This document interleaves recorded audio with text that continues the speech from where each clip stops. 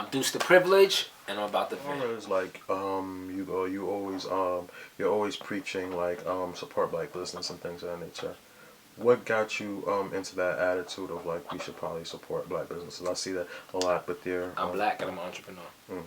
I mean, but a lot of people don't think you should prioritize the fact that your race and things of that nature. Um,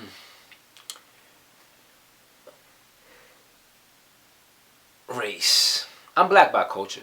Mm-hmm.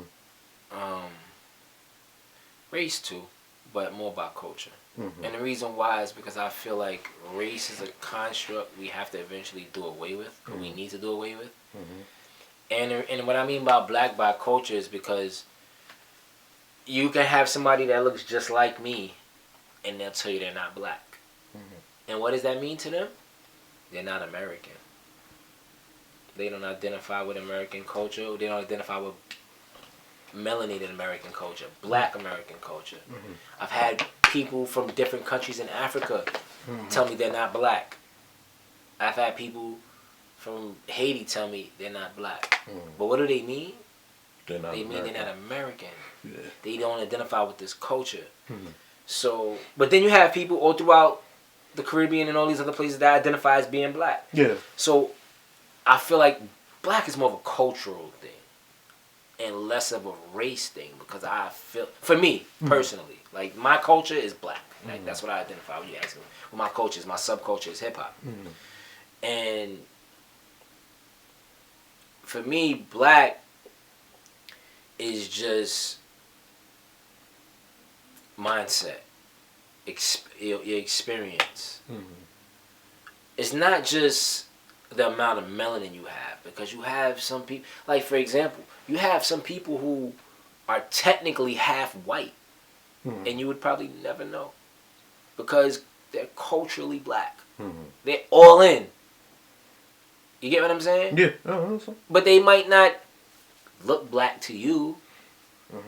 I mean, look, Barack Obama's half white. He looked black though. You get what I'm saying? But then you got people like The Rock. The Rock. You got people like Jeter. You got people like, what's the dude name from Prison Break? Black, but they're super black at heart. They're culturally black. So for me,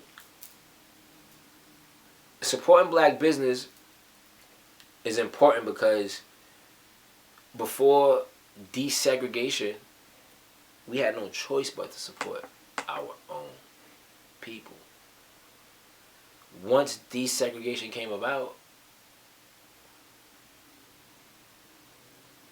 we ended up wanting to support them, or maybe not wanting, but it just happened that way, supporting them, which led to the lack of support of our own, and now we're dependent on their system. In America, we're dependent on their system.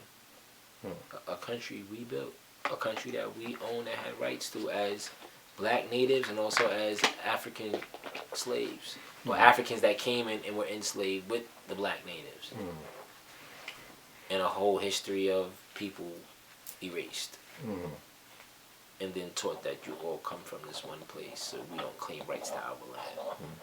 But that's a whole nother story. But so you feel you're pushing of supporting black businesses a little way of maybe kind of regaining a bit of the history back, whether it be like from before integration to maybe even like from slavery. Do you feel like it's a form of connecting?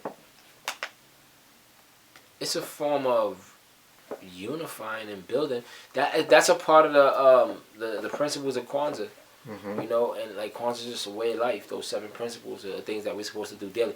This is basic shit though. Like, you're supposed to support your people. Like, even if we wasn't black, whatever we were, like, I mean, support whatever it is. But I happen to be black, so I'm saying support black businesses. You know what I'm saying?